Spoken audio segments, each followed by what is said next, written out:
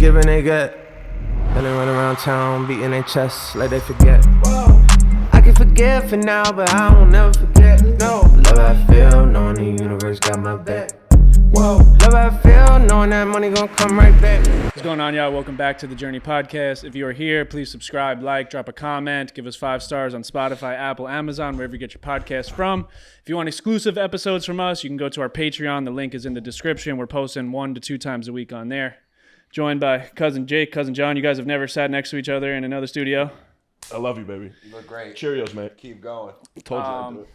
Special guest in the building today, Super Bowl champion, NFL Kicker Matt Ammendola. Yes, guys, sir. How you doing? Yeah. That's good, baby.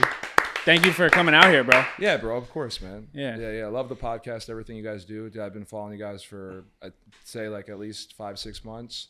Dude, just I've been through a lot of just stuff, I'd say. We'll talk about it today. But, yeah, man, I just like listening to you guys, like different quotes you guys put out there, and dude, just resonate with a ton of it. So let's go. I appreciate you guys, man. Appreciate Seriously. you, brother. Appreciate you, you, brother.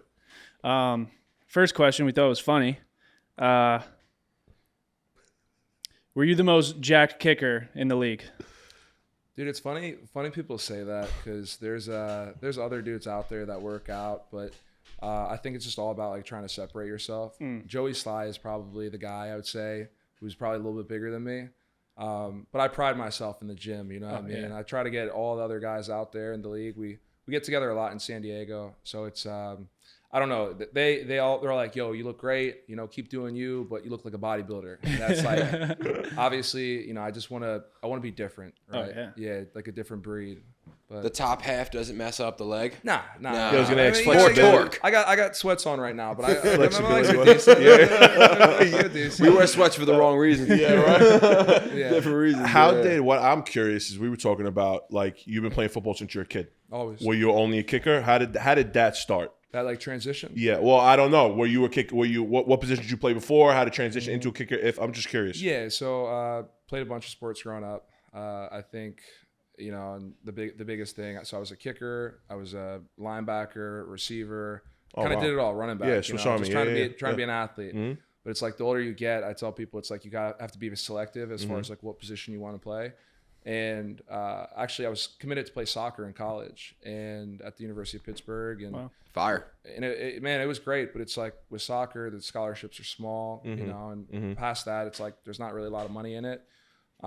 So financially, I'm like, okay, well, what can I do to help myself get a scholarship? My high school coach was like, dude, we need a kicker this year. I know I did it growing up, and I was never that good. It was just like go out there and put the ball through the post, you know. And went out, competed with a few guys, and ended up winning the job as a junior in high school. Ended up hitting a big-time kick that year. I think it was 56 yards. Oh, wow. Wow. And from then on, it was just like that kind of just opened the tunnel. And That's amazing. Just kept it going. Yeah. You know, was a walk-on in college and ended up earning a scholarship. Being a Oklahoma State. yeah. Mm-hmm. Yeah, A so huge dope. university, too. Yeah. Yeah. It was Yeah, cool, it's man. amazing. Yeah. Have you guys ever been out there? No. Boone Pickens Stadium. Yeah. Yeah, I Did your research? Okay. well, so I played college football. I did my first 3 years junior college, and then I got a scholarship to Missouri State. Dude, let's go. I don't. Maybe you were there. What was your last year at Oklahoma State? 2019. 2019. I think we played you guys. Yes. So you you were did. he was supposed to play that game against really? you. Yes. Wow. What position? So I was a defensive end, Okay. but a week before the game, I hurt my back, and I just remember, like, I tell the story, like, I worked so hard to get this Division I scholarship. It took years, junior college, like, bro, you know how hard it is, and absolutely. so I have the story, like, fuck sports. That was the first game of the year, right? For any you guys division. You guys played it at our stadium, right? Yes, Yeah. Boone Pickens Stadium, 70,000 people, and yo, your stadium's lit. It's cool, man. Yeah, they're It's rowdy. probably in the middle of nowhere, right? Respectively. They're all so like- all they got is football, which I think is amazing. They got the Right? paddles and whatnot. Yeah, Yeah, it's you guys fire. did you guys have Justice Hill? Justice Hill. Savage. Chuba Hubbard. Yeah. Wow. We had a Mason Rudolph. We had a ton of guys that come through there. I mean, Yeah. they're still playing, but it's the one stadium I tell people. So they say it's the closest stadium as far as fans to the players ratio. It's like about from me to you. I mean, you were you there? Oh wow. No, It was I couldn't about, travel. it was like, it sucked. there's no sideline. Really? So it's like the fans are on top of you, Yeah. it feels like. And yeah, they're You can't smacking hear the shit. paddles. Yeah. awesome. Yeah. What's it like kicking in a stadium like that? It's tough, man, Yeah. because even though it's like a home environment, it's like you have people walking around the sideline. course. As you guys know, kickers are warming up, you know, trying Yeah. to kick into the net. And you got reporters bumping into you. You got, you know, equipment people running into you, players. So it's hard to kind of find that time to, you know, warm up. Hell yeah. But it's cool, man. Yeah, if you ever get a chance to go out there, I would love to. everyone is super hospitable, super Yeah. nice. I think you guys would really like it. It's just Absolutely. compared to, you guys are New Yorkers, so it's fast up here, very quick, Very fast. very slow, very like Yeah, it very takes an, chill. that's an adjustment. For us, How for how sure. in the world did you pick Oklahoma State as like a Northeast Italian kid? Man, so I was getting recruited by Cal, East Carolina, and Duke. Those were like the other schools. Sick. But they, you know, like in any situation when something, it's just like kind of you have that gut feeling. And they were really wanting me to come there for a visit. Out of all the schools I've been to and took a visit, they just seemed the most interested. Fire. And I kind of, at the time, I was like, I don't even know what I want to study. But I decided, I was like, you know, this school really wants me. And, you know, it's a good opportunity to potentially earn a scholarship. So why not just send it? And my dad wasn't too happy. He wanted me to go to like a Temple or, Right. you know, like Philly, a Penn yeah. State. Yeah. But at the end of the day, it's like sometimes you got to take a risk. Mm-hmm. And that was, I mean, again, my first year, I tell people, all my roommates quit. We're all like walk-ons. I told myself, I'm like, I'm going to make a pact to all of us that I'm going to stay here. I'm going to work my ass off and get a scholarship. And then the following year, I competed for the starting job and ended up beating out a guy who was already on scholarship. Wow. Oh wow. But I mean, bro, I found God out there, and I think that's the biggest thing was I didn't have like a church I went to when I first got there. And one of my best friends to this day, he introduced me to the church. I grew up Catholic, but I started going to this Christian church. Man, and when I tell you, like, it just opened so many doors, and it just helped me realize like who I am and like who I want to be. And especially with football too, like, you know, that's not my identity, but just putting the Lord first, it just helped show me that, man, anything's possible. Mm-hmm. So it was just really like a blessing in disguise. My first year, bro, I'm bawling my eyes out. Like, I was like, my mom's like, you got to come home. Like, I'm like, all my roommates quit. Like, I was like, but I feel like I belong here. And I ended up staying and ended up turning out. But yeah, I mean, a lot of, as you know, as an athlete, a lot of hours in the gym, hours just on the field by yourself, and you know what I mean, and just nonstop. So people don't really see what goes on behind closed doors, but you know, eventually it comes to fruition. Wow. So. Well, we want to do a quick happy birthday Magic Mind shot. Cheers, Happy birthday, boys. John. I appreciate it. Happy birthday, you big sexy animal. You guys know how much I love these things. As in John's words, I want to take 6 of these, put them on the rocks. You think about it for a second. No, you take 6 of them, you put them on ice, and you drink it. That might be a lot of caffeine. With 6. It can't be no more than the coffee I drink all day, anyways. Yeah, that's true. You know I think what we mean? should do that. I think we should do. We should Why not? do a little experiment. Or turn it I love into- these things. They're so good. No, they're great. Yeah, I mean, I remember when they first reached out and they were like, "Hey, you know, we think your brand aligns with us. We'd love to send you some." Oh, Yeah. yeah. And I was already taking them. They were right. prior, right? I was already taking them. Yeah. Oh yeah, no. When they sent it was the first time I took it, but I love to take them to start the day. I don't know. I feel a little clearer. Mm-hmm. You know what I mean? And I love the taste, which is important because I feel like stuff like this, you could mess the taste up and people will be okay with it because it helps. You know, sharpen mind, calm energy, manage Yeah. Like, stress. what but was it? it I had also the- tastes good. Do you ever drink the ketone IQ? Yeah. Nasty. Bad. Never had it. Nasty.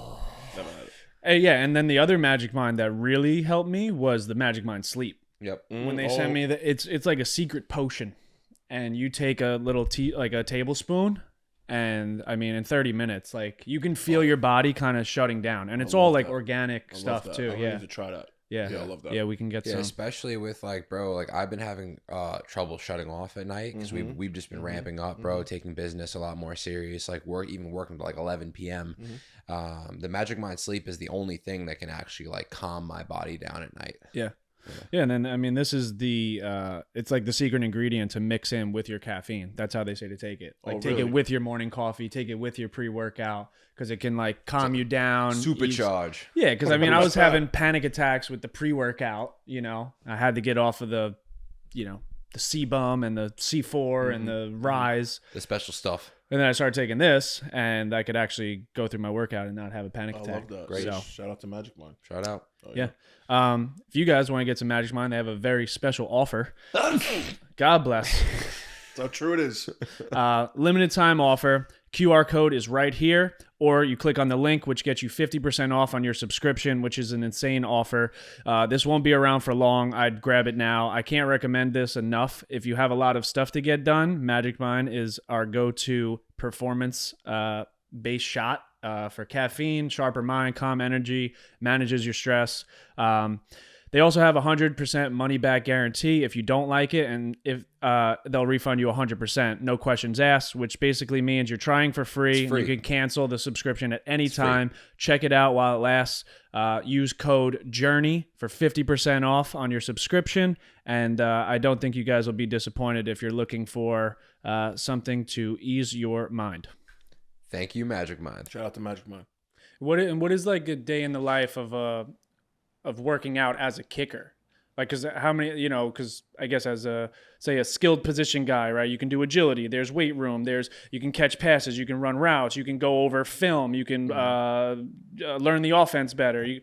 So what is your like day? Like if you're working hard during that time period, what does a day look like for you at Oklahoma State?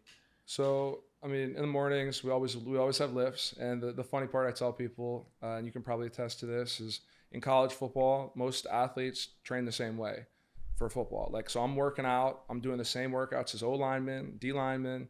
Obviously, I'm not lifting that heavy, but like that's power cleans. Yeah, and all power that. clean, snatch, jerk, all that fun stuff. But I'd say once I kind of transitioned out of college, I studied kinesiology in school. So that was like, I want to be able to not only like kick the ball further, be more accurate, but also like be able to show people, like, because a lot of kickers, punters, we don't really work out like that. So, I started a program where I can help kids, high school kids, learn how to work out, kind of educate them. Because when I went to school, everyone or all the staff was like, dude, like you're small, bro. Like I was a $175, never really worked out. I was a soccer player. So it was cool to finally like be able to write my own program and kind of teach kids now like how to work out, like just to when they get to scholarship in college, it's like, okay, they have an idea what they're doing, they always have the freedom to call me, reach out to me as a mentor. So I'd say that's like the big thing. But like a day to day, it was like wake up in the morning, you go to lifts, and then after that it was like class throughout the day. You get done around 1, and then 1:45 is like, okay, report. We have meetings. We have so special teams meetings. We go over. It's like golf, right? You go over like your kicks. You go over like, okay, makes, misses, very black and white. But it's like, how can we improve like our technique? Very technical things. And then you get on the field around 3:30. Warm up. Go through the team warm up, and then you go. It's a team period. You get like 6 to 8 kicks, and then you're done. And literally, like people say, like, oh yeah, your day is quick. And it is, but it's like there's a lot of like mental aspect to it for sure that goes into it, because man, when I tell you like you miss a kick in a game, people hate you. Yeah. Hate you. It's like especially when you make a big kick, just to flip the script, So you made that kick against, what was it, Minnesota, when you played for the Texans? That game-winning Well, kick? before we even, I mean, I guess we could go there. Well, just Whatever like you the want, mental whatever. health aspect of it. Yeah. You know what I'm saying? You hit that game-winning kick. That was probably one of the biggest kicks of your career. Yeah, for sure. I mean, definitely. And the craziest part was a week prior, my agent was like on the phone with me, and he's like, dude, I don't know what to tell you. Like teams aren't like calling you. There's nothing going to happen. And I'm training in Philly right now. I'm at Penn University. I work with the school. And, most days it's like, it's pretty quiet, right? It's in the Patriot League. This is off season now for them. And this guy I just see walking around. He's like, dude, what are you doing out here? This is like this janitor. And he's like, dude, like, what are you doing? I'm like, dude, I'm kicking footballs, man. Like, it's what I love to do. And I got a chance at the NFL. I got a taste of it, and I want more. And he's like, dude, well, like, man upstairs is watching. So just keep doing you. And I have no doubt in my mind that you're going to be back in. Wow. And I've never seen the guy since. But a week later, I was out on Long Island, and I'm training with my coach out there in Stony Brook. And I get this phone call, and it's my, I was with the Texans for a little bit in preseason in 22. the year prior, and he calls me and he's like, dude, you're coming in. And I'm like, what do you mean? He's like, you're coming in. Like, get ready. We have a quick week. We're playing the Bengals in Cincinnati. He's like, you're our guy. Wow. And it's like, thinking about it like this, it's like you never know like when that opportunity is going to come in any situation. But, I went out there, had 2 days of practice. That was it. And suddenly, last Sunday, I'm watching Sunday football. And then this Sunday, it's like I'm on the field playing against Joe Burrow, CJ Stroud. And yeah, man, it's just like you just got to know when to turn it on, know when to turn it off. But like mentally, it was exhausting. But I say the older I'm getting, it's becoming easier to kind of just adapt to situations. So it was a big kick for sure. But just like anytime you go out there, it's going to be a big kick. Just another game. Yeah, it's another game. I try to put myself in the situation where every practice, treat it like a game. Yeah, well, it sounds like you'd stay ready. So it's just like you don't have to get ready. Yeah. You know what I mean? Which is important. Yeah, it's really dope. You guys ever try to kick a football? I always like to ask. No. When we were kids, I played like PAL and Pee Wee football, and we all tried to kick. I don't know. I think I made like a 28-yard field goal when I was like 10. Sounds like an extra point. Is that an extra point? Extra point's like 33 now. Yeah, they moved it back. Yeah, they moved it back. But that's what we would practice. That's pretty cool, man. Yeah. Because you would get in PAL football, you would get 2 points for a kick because it was so hard to kick. So like the kid that could kick, like I played quarterback, but then there was a few of us that could actually make an extra point. It's impressive, man. Not a lot of people can do it. Yeah. What's going on with your mental when you're at Oklahoma State? You're not on scholarship. So walk-ons, I love walk-ons. Yeah. I just think they're the coolest guys. They're always the best. Can you break down what a walk-on is to me real quick? Because I have no idea. So walk-on means like you're not on scholarship. Okay. You pay your way. You pay your way. You're paying tuition and you got a roster spot, but there's no guarantee of anything. But you're like running scout team, you know, which basically means like you're getting the shit kicked out of you, basically. You're in the building. But it's hard. Like you're think about it like this, like what you said before. It's a full-time job, but you're not getting paid for it. Yeah. And you're in school. So it's a lot. And you're in school. But then you get scholarship. What did they announce that in a cool way or? Not really. It was so what kind of happened was, so to answer your question about like a mental standpoint. Yeah. It's very political, as you guys know. Anything like you got the guys that are already pretty much like everything's taken care of, so they're kind of owed the position.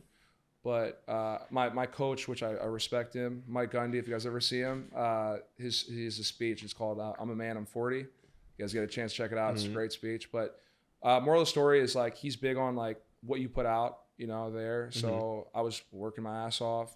He saw it, and when it comes to field goals, it's like very black and white. Right. My percentage was better during camp than the other guy, and he's like, "Dude, I'll give you an opportunity." And the original plan was to put me on scholarship before the season. And they kind of flipped it. They were like, all right, well, we want to see how you perform under pressure during the season. So I started off, I was doing okay. And then it was like, I think week 6 or 7, I went to church and I was just like really trying to confide to God because I'm like, I just missed a big kick. I'm like, I don't know what's going on. My confidence just isn't there.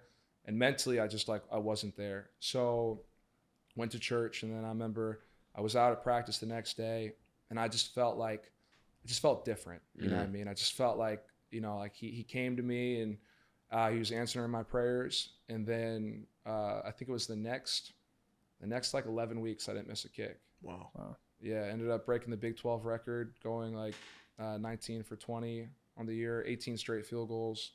So it's just kind of crazy how it all kind of works out. I was getting death threats prior to that. You know what I mean? We're just, because again, you go down south, you got a lot of people that are very passionate. That's all they have. Yeah. That's college football is for a lot of those states. That's all they have. Well, especially in Oklahoma. Crazy though. Imagine a death threat. Well, outside of you have the Thunder in Oklahoma. That's it. You go to Alabama. There's no professional. No, that's crazy, bro. Because my hands. Like if I'm up in Madden and it's the fourth quarter, I start choking. Just Madden. Trying to kick a field goal. No. You're feeling it? Like the pressure and all that? Oh, yeah. He forces picks. Fourth quarter? He's throwing picks. No, I'm weird. I'm like, but I think the answer is preparation. But yeah, like I think that you don't even know who you are in that moment until you get to that moment.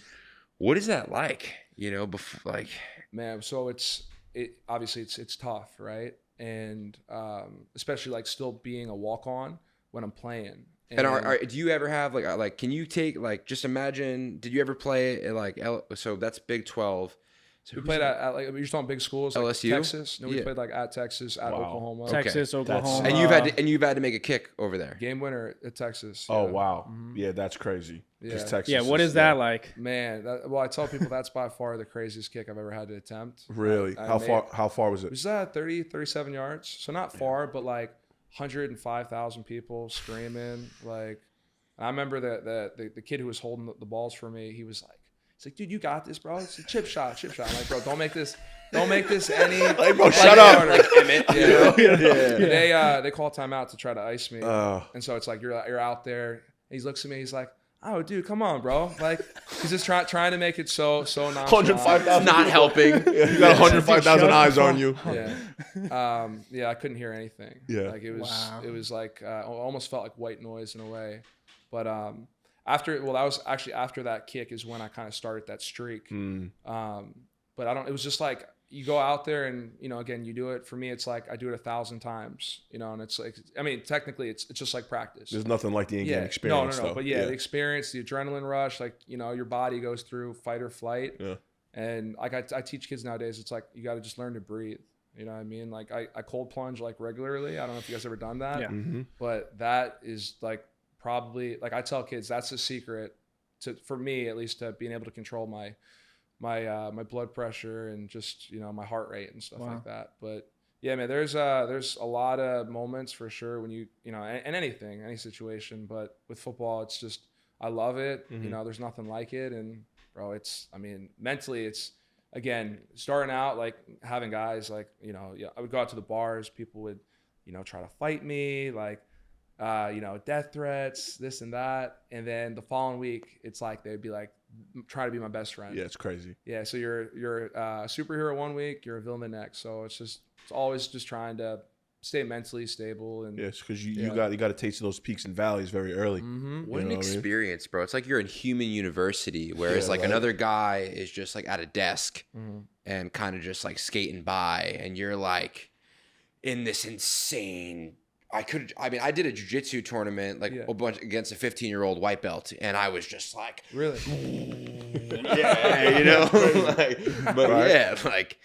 that. I mean, any athlete, right? But and the thing with kicking too, like, you make a mistake as a quarterback or a wide receiver, you drop a pass, or as a corner, you get burned one time. You go out and get a next play right away and get it right back. Bro, as a kicker, you could sit for 59 minutes and then your number gets called in the 60th minute and you've just been kicking on the sideline, and now you got to go win the game after 22 guys were at war for an hour, and now the whole stadium everyone's depending on you. But that's the skill set then. No, that's what I'm saying. There's an art to that in a way. It really sounds like fucking like an art, bro, because again, like you said, you can't recreate that in practice. You said kicking is very black and white, but like, I guess it's also not in a way, right? Because who knows what the situation is like, how loud is it? Like, you know what I'm saying? So I think that's something to think about. Right. And how do your teammates, like, how do guys in the league treat you when you miss a big field goal? Man, they stand behind you for sure. I definitely think that. I mean, I've seen other teams with guys in the past years where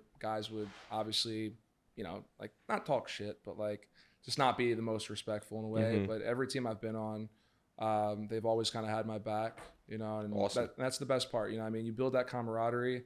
They see how hard you work. Like, you know what I mean? I'm in the weight room with them, just trying to lift, trying to, you know, I'm out there after practice trying to get extra reps, because it's like that's just like who I am, right? As a walk-on, you probably feel the same way. It's like you always have that chip on your shoulder.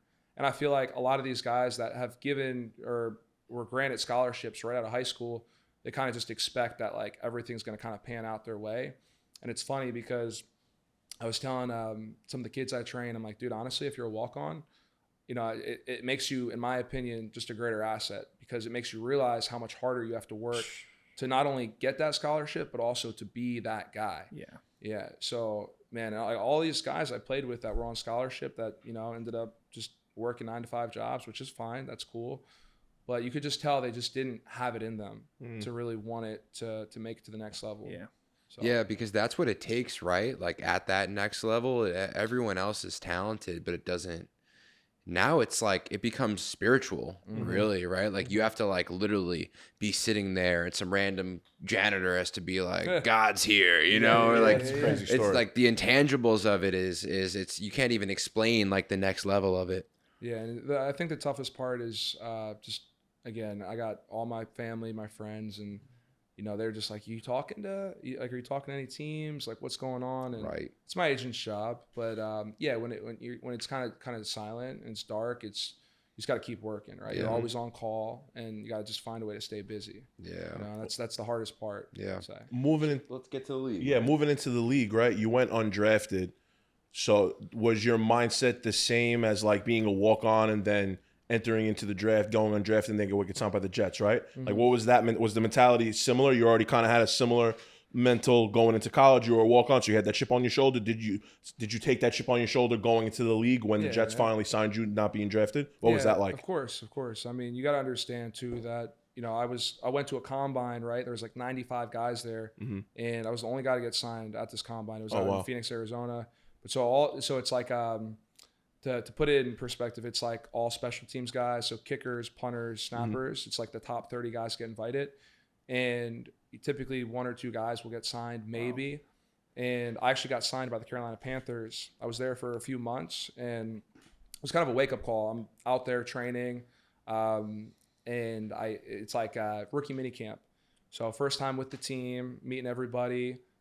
This is when they had like Christian McCaffrey, Sam Darnold, and we're out there driving down the field. This is just scrimmage. I end up hitting it was like a scrimmage game winner. Carry me off the field. We go inside. I'm like talking to all the guys, finally like getting to meet them all. And there's these people, they're called the front office, and we call it the Grim Reaper. They put their hand on your shoulder, like, hey, can you come with me for a sec? I'm thinking to myself, oh, we're going to renegotiate my contract. Like, what's going on? Come upstairs and they're like, hey Matt, we're going to be letting you go. Damn. I'm like, what did I do wrong? They're like, well, we had some guys get hurt today, some O linemen. It's just a numbers game. I'm sorry. Like, sign a contract, it's done. And I was like, well, how long do I have to get out of my apartment? I'm all moved in. They're like, oh, you got to leave tomorrow by 8 a.m. Pack all my stuff up, get on the road. I'm like talking to God. I'm like, what's going on? Like, why is this happening?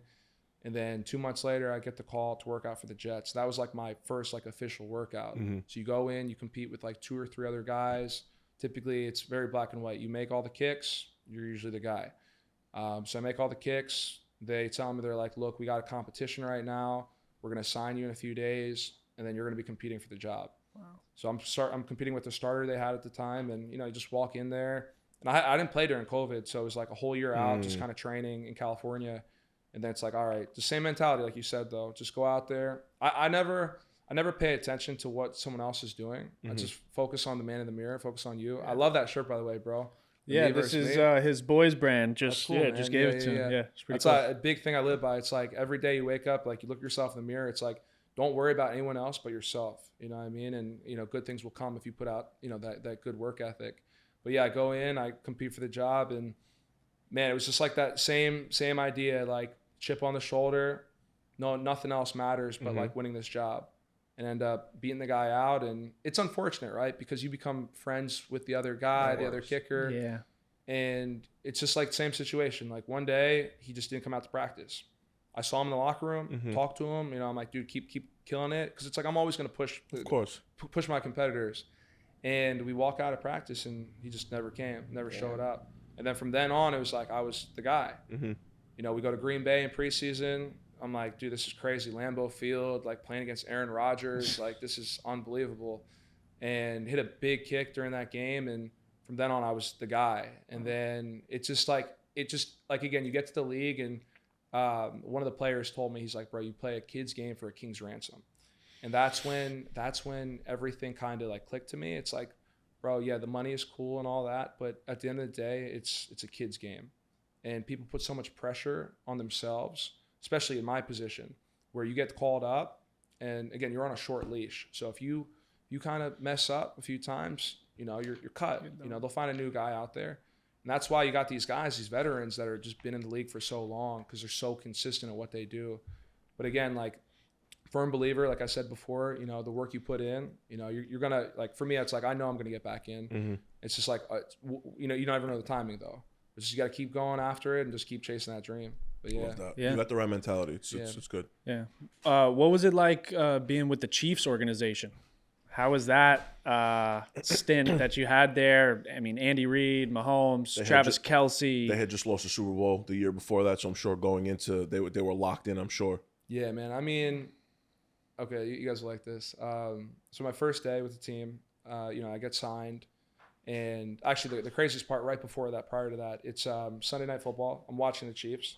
The kicker gets hurt, and I'm like, okay, like what's going on? Actually, it was Monday.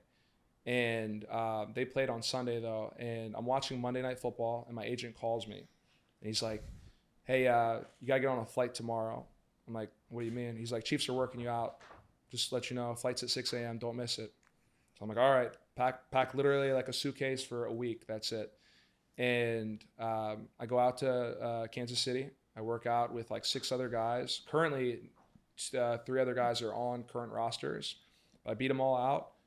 End up getting signed that night, and I'm walking out, and they hand me keys for a car, right? You always get a rental car, and I'm looking around. I'm like, yo, where's this car? You see all these like BMWs, Porsches, like Range Rovers, and I'm like clicking the car, and I'm like, dude, you know, it's a Toyota. I'm like, well, you know, where is it?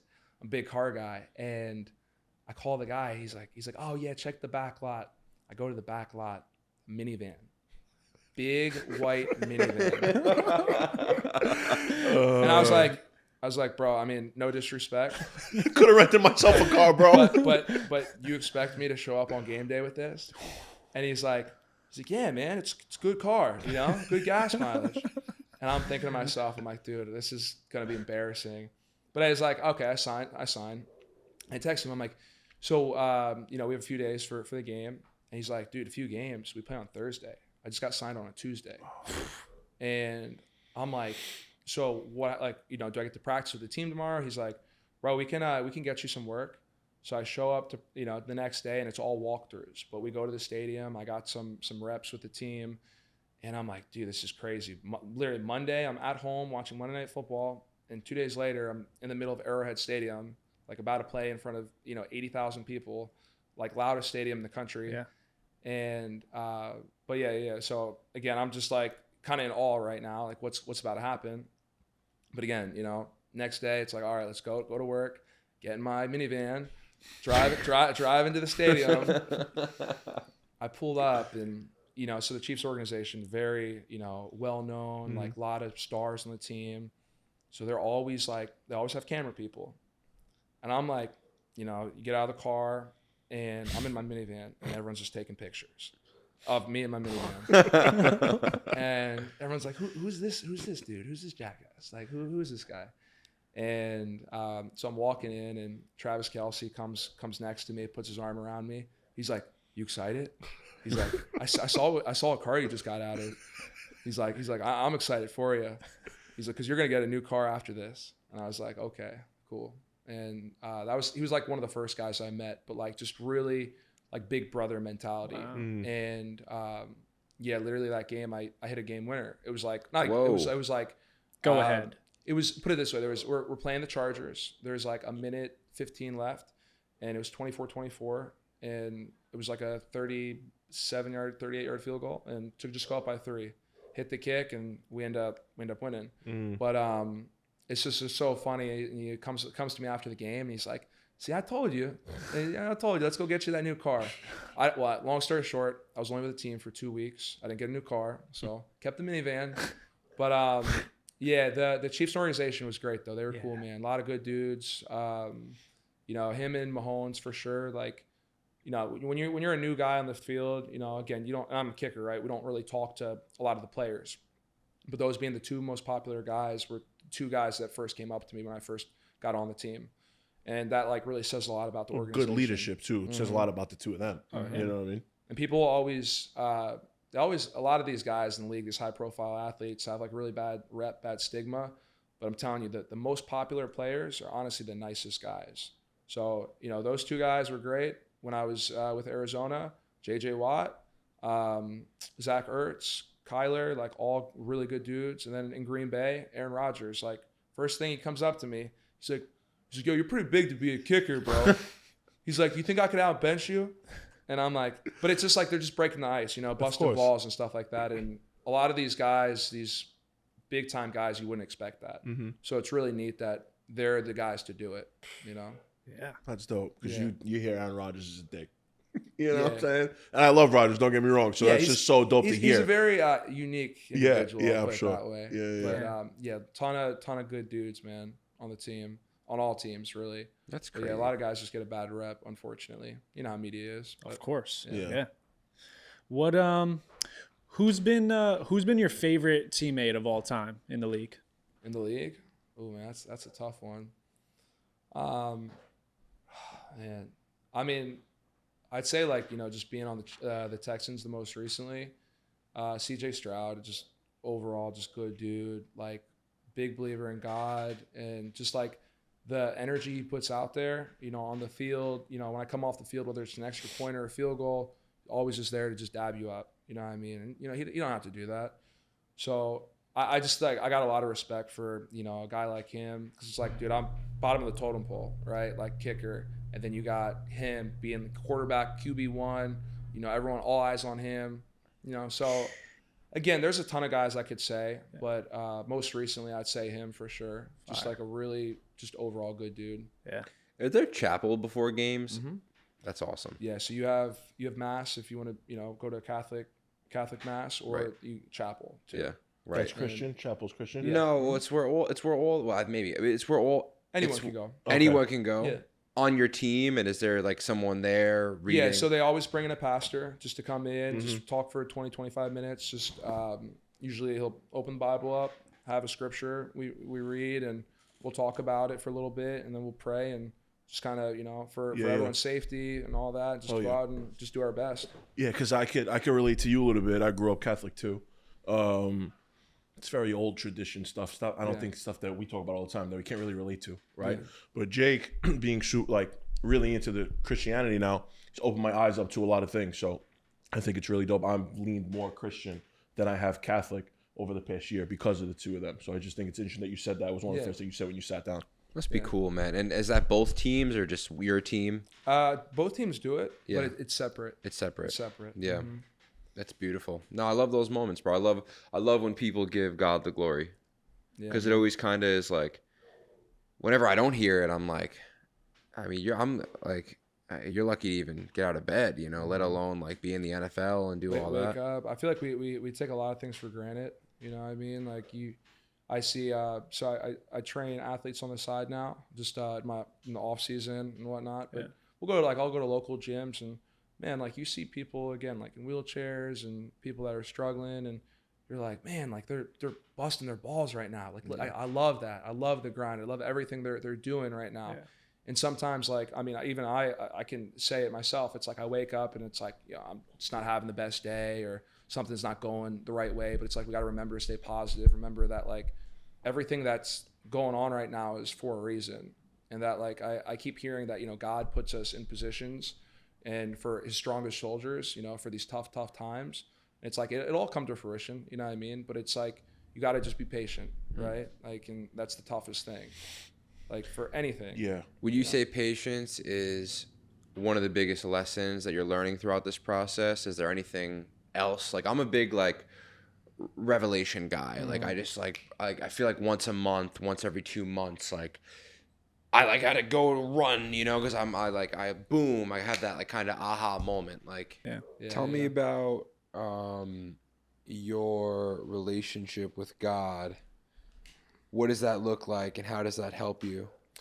Man, so just every day, and you know, I'm always praying. Like every meal, I'm always praying. But like I'm more or less like just trying to talk to him and understand. Like we talked about patience before. Patience is just, it's a virtue for sure, but it's one of those things that I feel like I struggle with, especially when you want something so bad, right? You can't have it.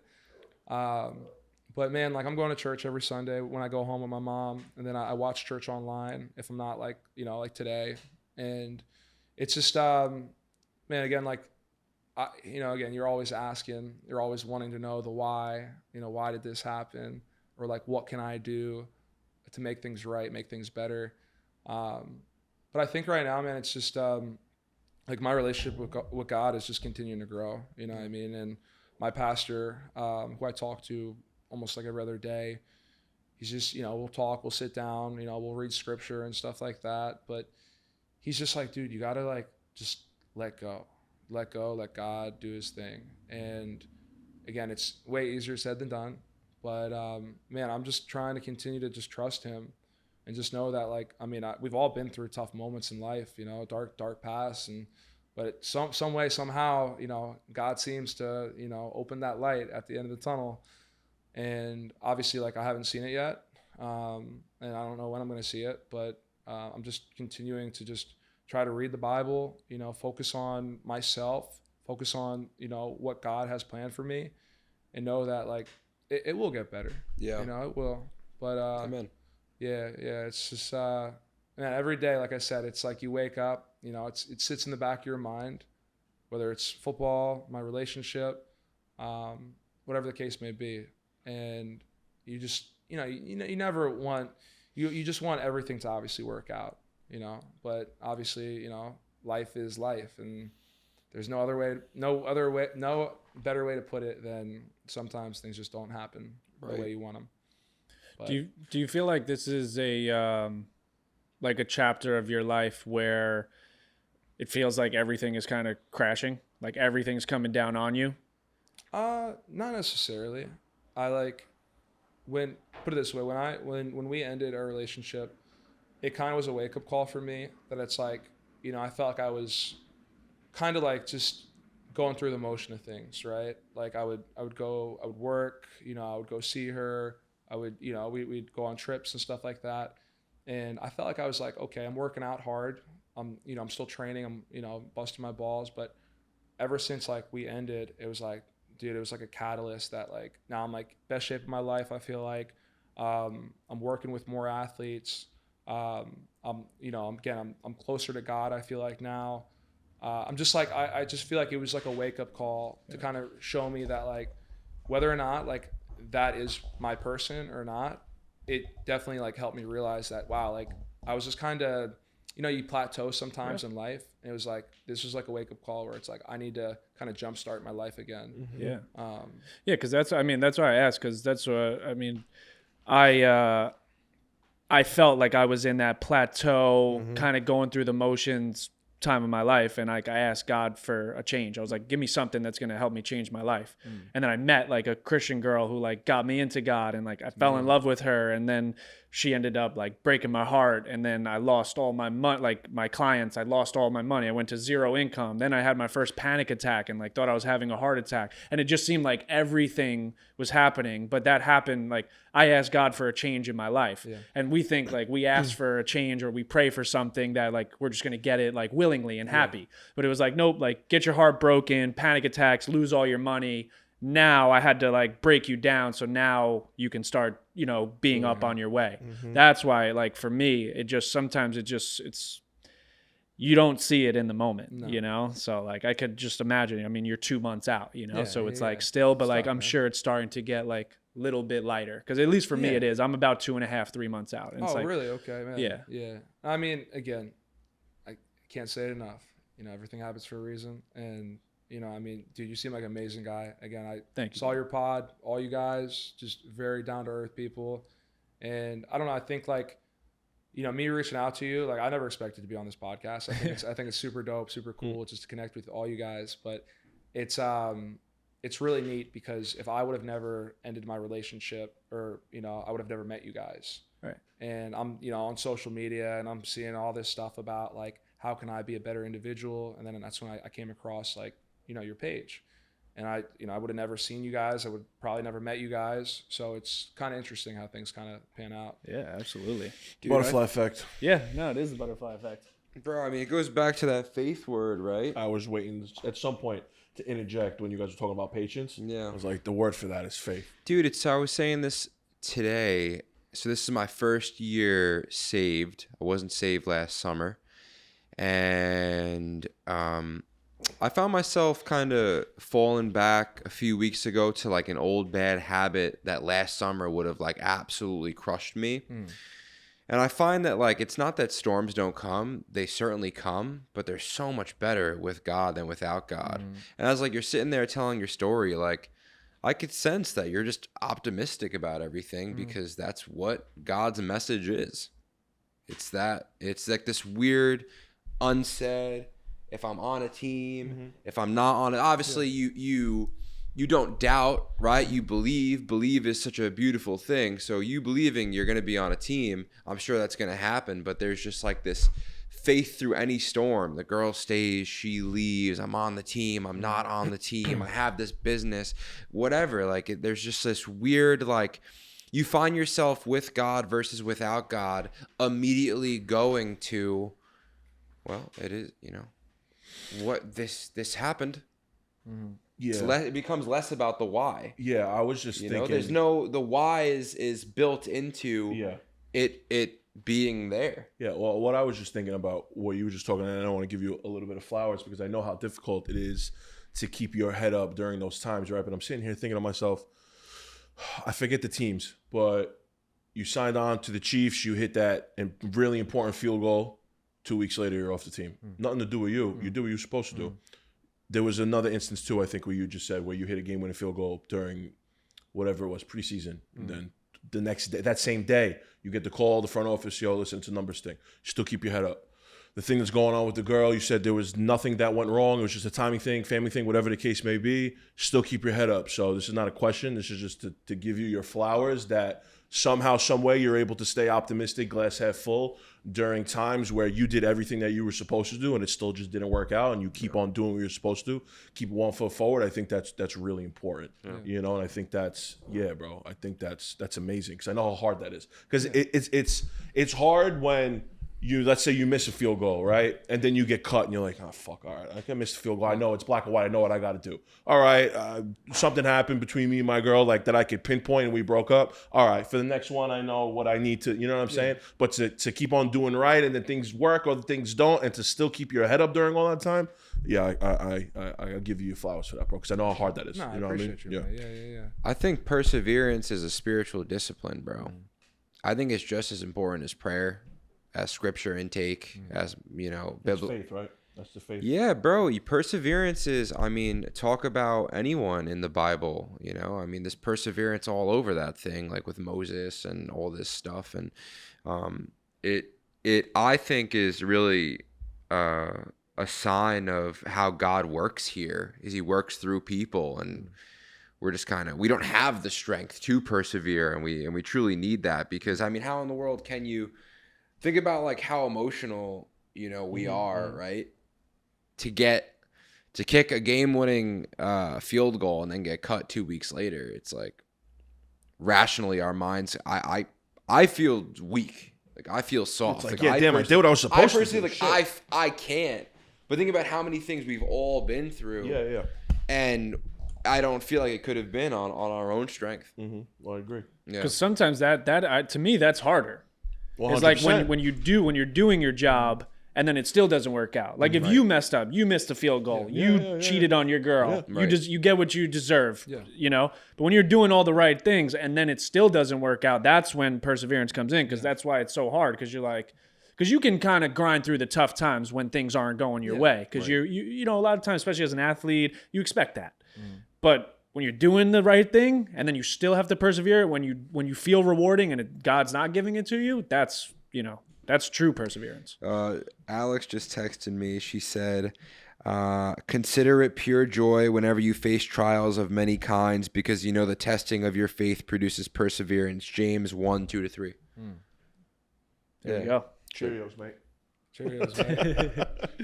Yeah, it's amazing. Yeah, so I want more patience because I want more perseverance. Yeah. So you want more trials in a sense. Yeah, right. Well, like you said, God gives his toughest battles to the strongest soldiers. As hard as that is, it's the truth. Iron sharpens iron, right? Like, if you didn't go through nothing, I know for a fact that any of the shit that I look back on and I'm like, fuck, why did I have to go through that shit? Well, as we get older, I'm turning 31 in 3 days. I know. Look good, man. Thank you. I appreciate it. Happy birthday, by the way. Thank you. I appreciate it. I know that those things were important. You know, you know what I mean?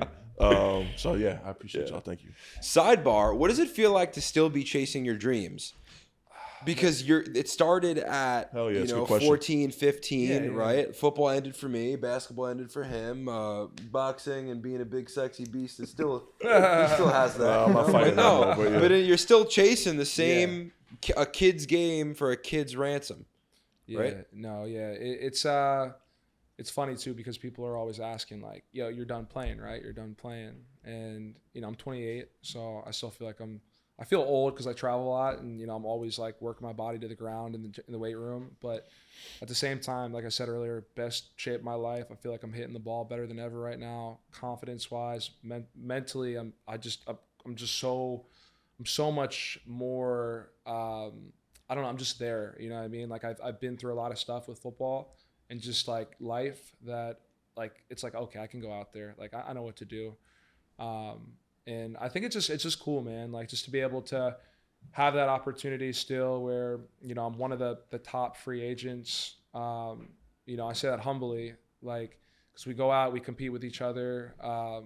And it's just like this, just like you did, like, for me, it's like, I just can't let it go. Right. I told myself my window is until I turn 30, right? If I'm not with the team, then I'm like, okay, like I can hang it up. But it's like I do stuff on the side that like keeps me busy, keeps me financially stable.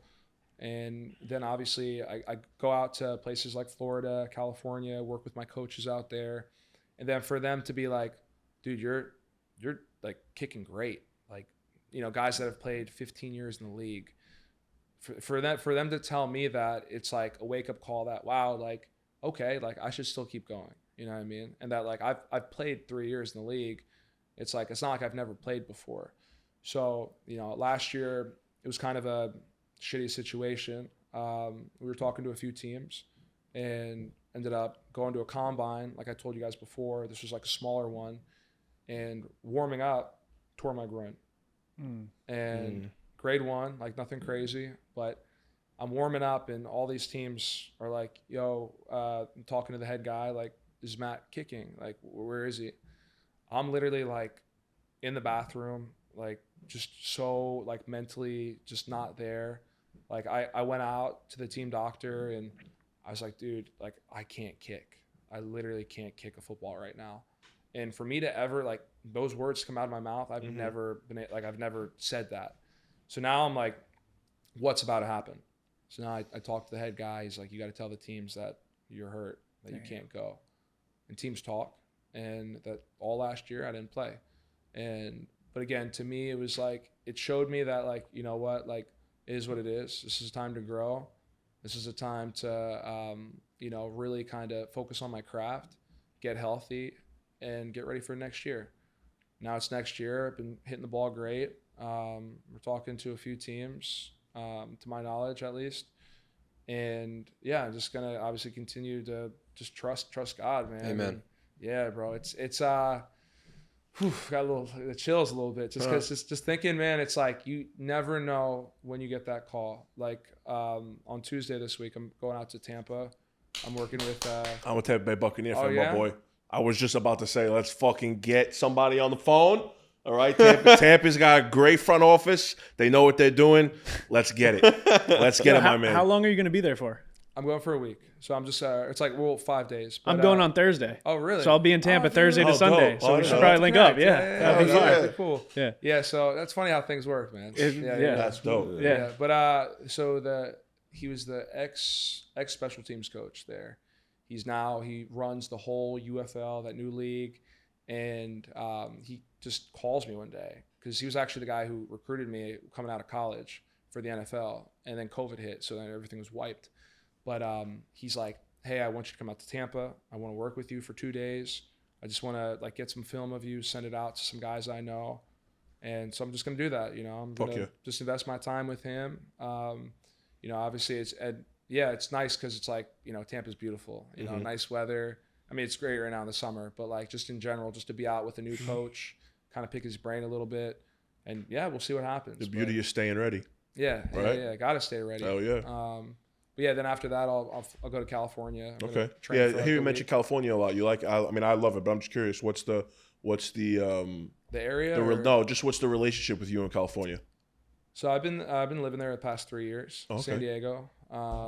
Two of my coaches live out there. John Carney, Nick Novak. One played 11 years. The other played 22 years. So those dudes are like my dudes. Mm-hmm. Those are my mentors, guys that I can reach out to, guys that are still pushing me. Because I'm not gonna lie, I've had like definitely like the thought of like, dude, do I really want to continue this? And they're like, dude, like, what do you mean? Like, you're super talented. Like, you've worked your ass off. You've gotten this far. Why wouldn't you continue? So for them to tell me that, like I said before, it's just it's very rewarding. Mm-hmm. Even though I'm not with a team, it's still like, wow, these guys have done it for a decade, 2 decades. Why not keep going? Mm-hmm. You know. And these are guys too where it took them a few years to get into the league. And you know, as a kicker, it's like you can play till you're 40. Yeah. You know. Yeah. So we'll see what happens. You know. Who's the consensus greatest kicker of all time? They say Vinatieri. Vinatieri, and then that obviously Patriots you have Tucker, but Yeah. all those things going on right now. Yeah. Yeah. Damn, His the Ravens last might year need was bad. The You could Ravens might tell- need a kicker, my man. Isn't he Ravens? The Ravens. Yeah, Yeah. yeah. I mean, but that just shows how mental the kicking aspect is. Because Justin Tucker was on his way to be the best kicker of all time. Yeah. Everything happened in the media, and he had his worst season of his career. What happened in the media? It was the speech he gave, right? Or with the what was it? It's like, I mean, I don't want to say it necessarily. Yeah. Well, isn't it similar? You don't to, say it. It's John, what did he do? It's similar to the shit that happened with what's his face? Deshaun Deshaun Watson. You know what happened to Deshaun Watson? yeah. It's just Same like shit. Oh, then I'm thinking But of he got. I think Tucker's suspended. he's Yeah. suspended for Yeah. the first 10 weeks. Yeah. Yeah, okay, that's what. Who am I thinking of that went up and said the like very controversial thing? It was a kicker or a punter also. Remember that went crazy viral too, and he trying was to getting a bunch of hate. I don't know. I'm trying to think who it was. Off the top of my head, I don't Damn, know. bro, you got it, dude. This is why I preach Christianity. You don't have to say anything. We won't put you. We're gonna cancel you out of this part of the episode. But brother got, and dude, this is what happens. This is why sin is so strong. Who is it? Justin Tucker. Oh. Massage therapy. Yeah. The same shit that happened to Deshaun Watson. Oh, it was Harrison Butker. Oh. Remember that went up and that was with the women's college and all with that? the women's college. What did he Yeah, say? yeah. What? It was like he was like supposedly he was like dehumanizing women. He was very controversial, sexist remarks that Okay. did not go well in the media. Like Joy Taylor had a huge rant on him. Yeah, it was Harrison pretty good. Butker. Yeah, he just thinks that. I mean, everyone has their own opinion. Yeah. But he just thinks that women were put on the earth to be the caregiver. You know, I mean, that men were the providers. But that's just like his take. Yeah. I agree. Yeah, but the way I guess There the was way more to it. there was way more to it, and if you Sure. watch the clip, Yeah, like the yeah, way he said it could have been messing approached in a around. different Yeah, manner. sure. But yeah, whatever. He just And went so- hard. He just went hard. He went kind of hard on it, And but he had a terrible year last year after all this, you saying? no, Butker. I mean, No, he was a Butker's little good. banged He was up. good? I think he got hurt last year Yeah, for he a got hurt couple a little weeks, bit. but yeah, no, Butker's great. Yeah, Tucker's he got. Yeah, he was. Can you Tucker had a rough Is there year. a dark side to? Because all right, so here's what I think. We live in the most narcissistic. So I have this weird thing. I always say like, oh, maybe I'm a narcissist. Maybe I have narcissistic traits. Because bro, I've always been the most handsome, got the most girls, like did that whole stupid thing, right? As you can see, why he's narcissistic. No, but bro, I'm almost like everyone's narcissistic. Why does my grandma have a Facebook profile? Like everyone is building their own personal brand, Yeah. doing this, that, right? And what I've seen and what happened to me actually, and God was like big on this. I've been saying it. I've been nerfed. A lot. I care much less about that because I saw that what I wanted, which was like fame and notoriety, which was like a bigger self. Actually, when I'm big, God is small, right? And now vice versa. When I'm small, God is big. I've right-sized. And that personally has made me feel much better.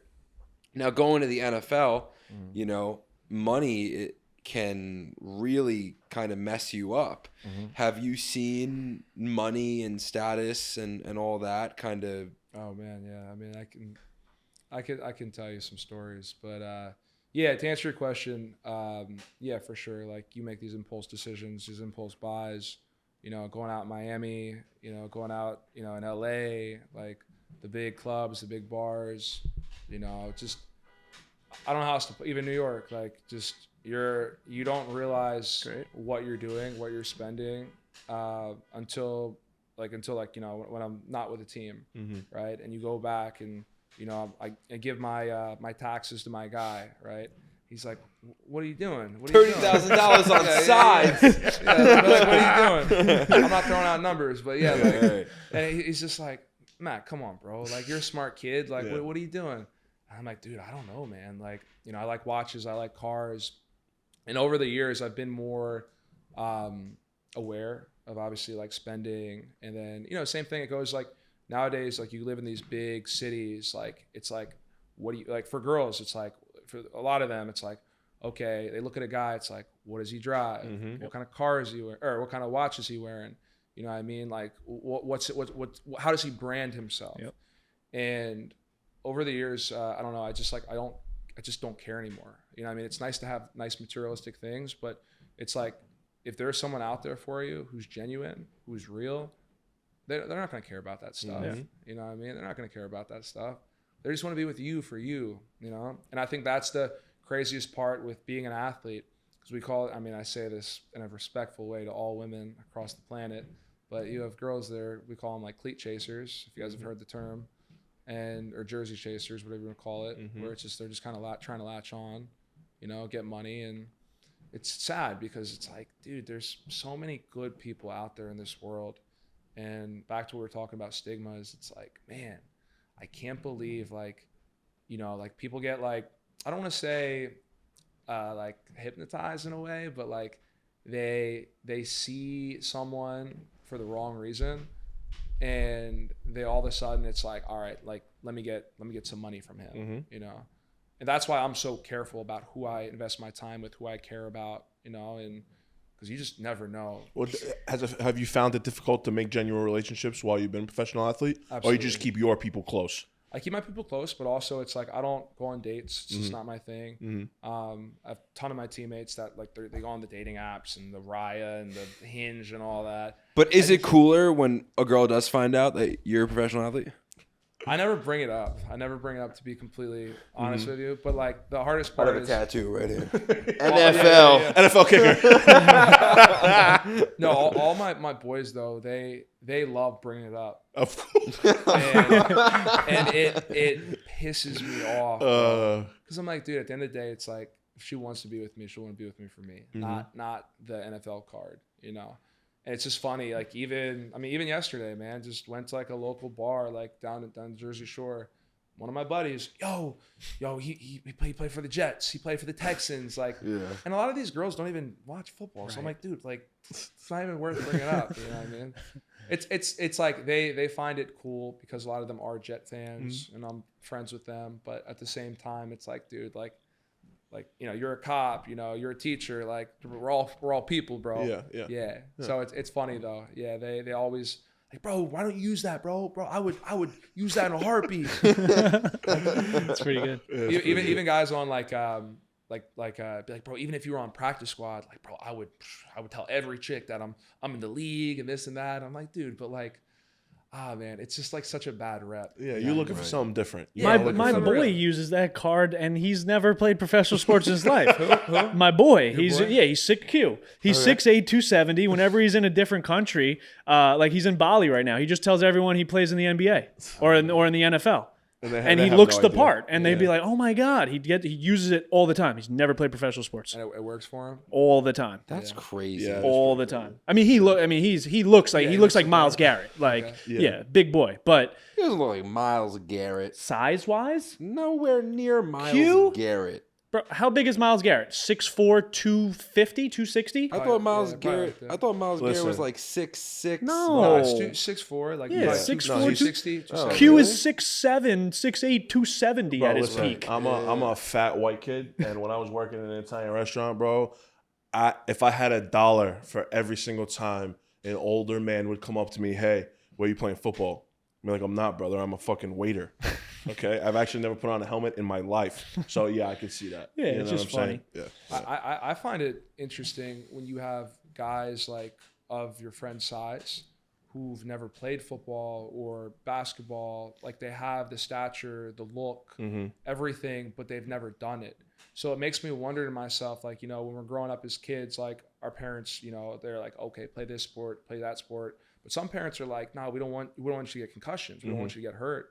So it makes me wonder, these guys that are massive, like human beings that could play football, basketball, whatever the sport may be. It's like, man, like, do you think maybe he could have made it? Right. Like, you never know. I do. I think about that shit all the time, bro. Yeah. I mean, my boy that I'm speaking about specifically, I think he could have had a better chance to go professionally in football. He played college basketball. Okay. He was a hooper, playing like Division I, JUCO, everything. But I think if he was like a D end or a tight end, I think he could have been. I mean, he's a freak athlete, but yeah. But yeah, for sure. So I got to just ask you one question. You're talking about college basketball, you know, the NBA. You think LeBron could play in the league, in the NFL? In his prime, yeah, I think he could have been an NFL tight end. For sure. For sure. I mean, like Antonio Gates was a hooper. Tony Gonzalez was a hooper. I think that position, Travis Kelce hooped. I think that position translates well to the league because you don't got to be the best route runner, right? No. You're kind of like bigger than all the secondary, but now you're faster, more agile than the linebackers. So if you got good hands and you can, you know, and you can find, I mean, Kelce is not the best route runner, but he just has feel. And he knows where to find those gaps. You know, he's so good at that. I mean, and the way LeBron has just feel for the game, I think he could. Yeah. It was always a question when we were kids, like, you know, like, why doesn't he do it? Why doesn't he do it? Yeah. Well, you see, Anthony Edwards said if he wins a ring, he's going to go try to play wide receiver. Really? That's what he said. That's funny. Yeah. That dude is a freak athlete. Yeah. That dude's a stud. Yeah. Yeah. We got a couple minutes left, so we had a few questions to finish up. Fun, viral speed round football questions.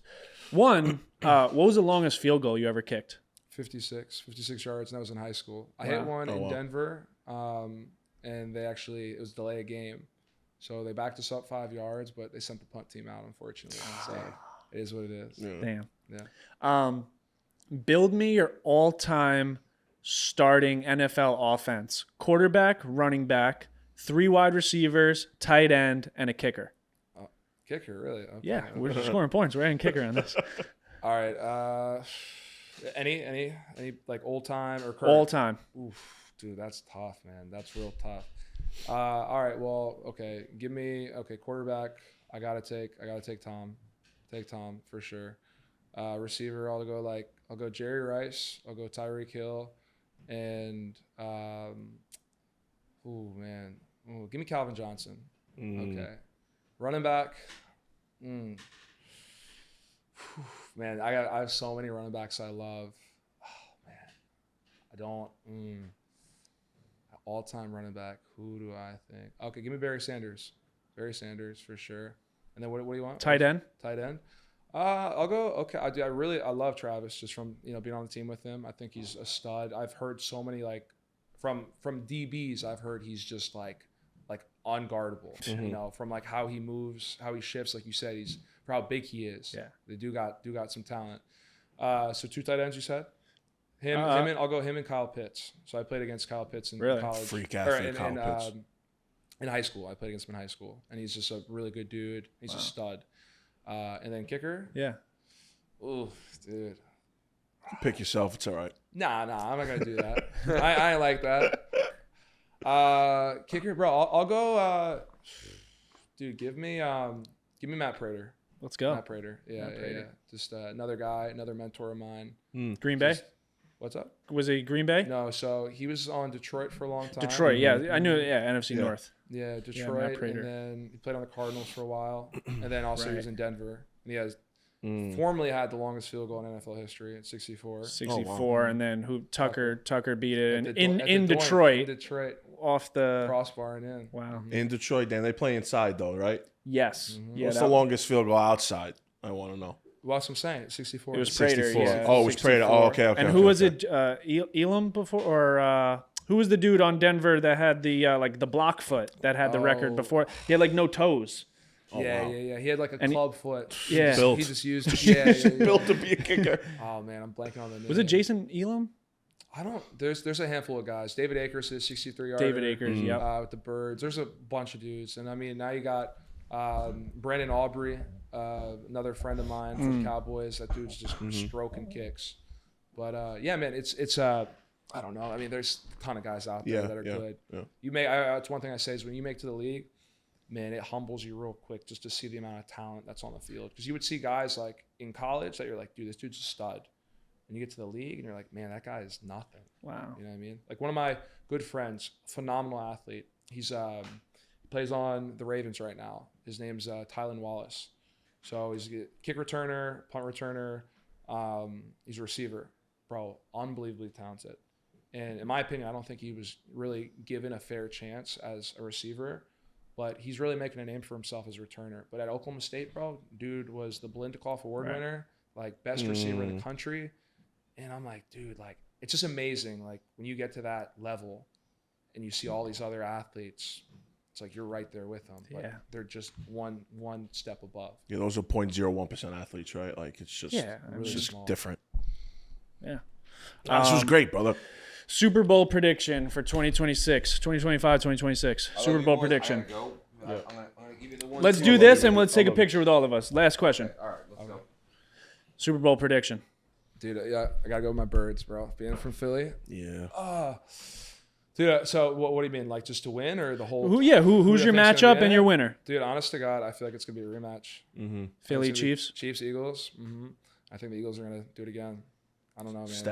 Stacked. Eagles are stacked. Yeah. Stacked. Let's go. It's either that or I think the Ravens have a good shot too, or the Bills, bro. I don't know. It's gonna be good. Yeah, man. Appreciate you, brother. This was awesome. Yeah, I bro. appreciate Thank you guys, man. Thank All you, you bro. guys, seriously. Yeah, hell Much yeah. love, and dude, God bless. Like I'm just again meeting all you guys, just really cool. Always, my buddy has a brand called Good Days with Good People, and like I'm not wearing the hat right now, but I rep that hat everywhere I go. And you guys are all good people, man. So I appreciate y'all. I love that name. That's dope. Thank Good you, days with brother. Good people. That's dope. Thank you, brother. Thank you, brother. Appreciate you, man. Boom.